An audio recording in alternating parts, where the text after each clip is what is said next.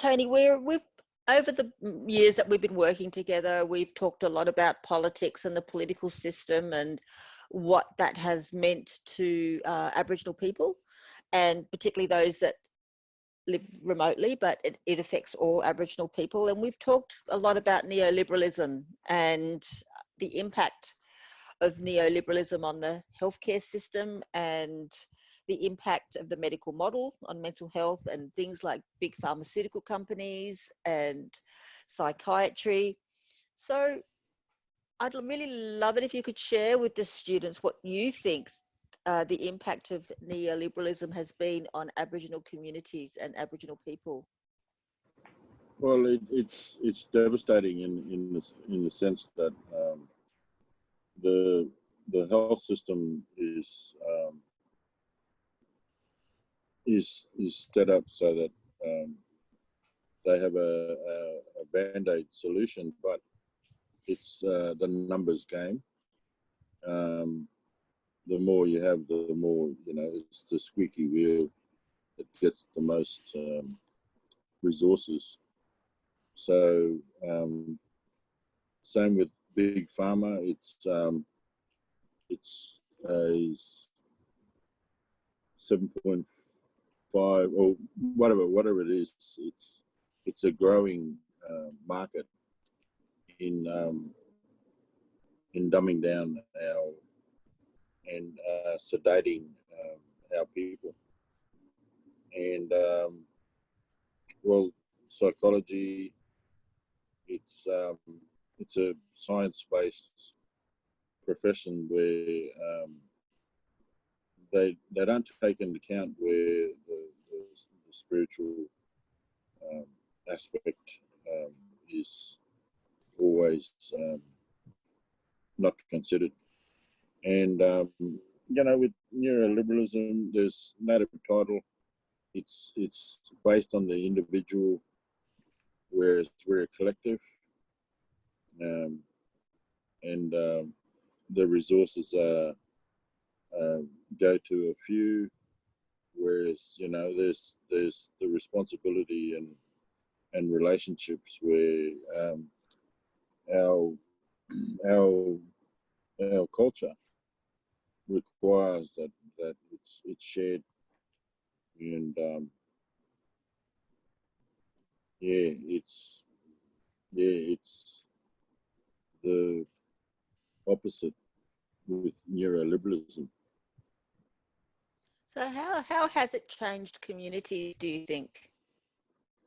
Well, governments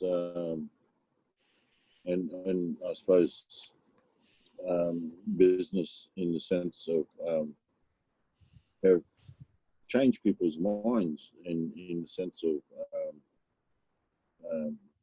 making it rewarding for the individual. And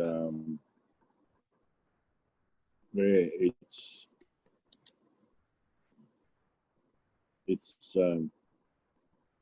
not good, because the collective,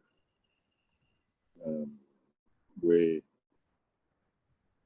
the collective society is reduced to individuals, and that's changing the cultural model. So do you see that neoliberalism has similarities to colonialism? Yeah, it's divide and conquer. It's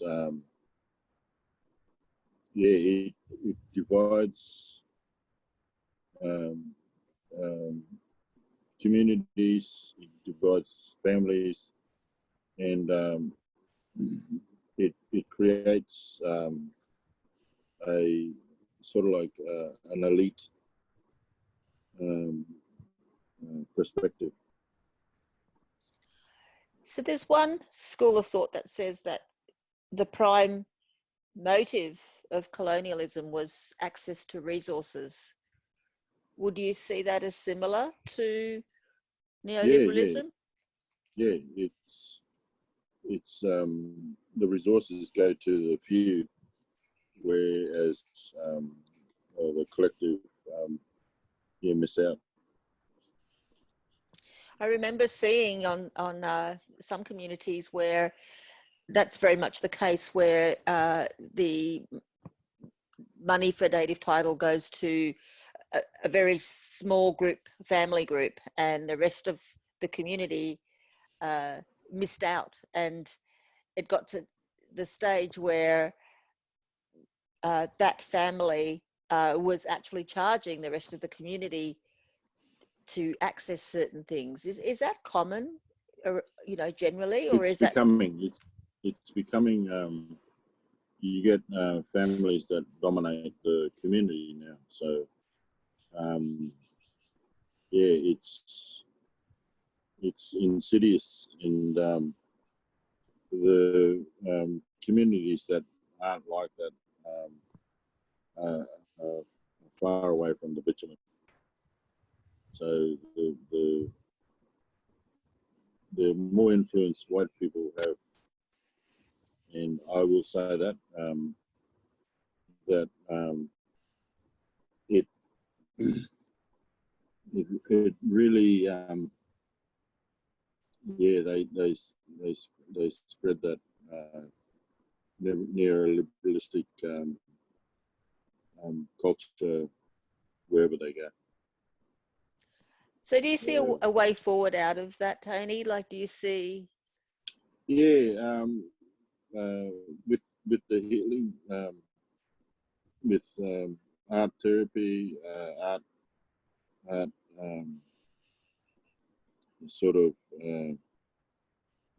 and healing, and yeah, that'll bring the communities back together. So through bringing culture to the fore? For sure. For sure. Is there anything else you'd like to share with the students around this subject? No, well, there's a model where if it's an eagle, it's in the heart. There's the land. The land is the heart, and on the right wing you've got law, and on the left wing you've got family. On the head you've got language, and then you've got customary rites and rituals that hold the whole community in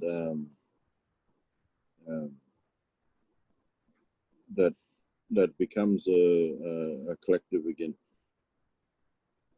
So all I can say is invest in culture, and we'll be on our way. Thank you very much, Tony.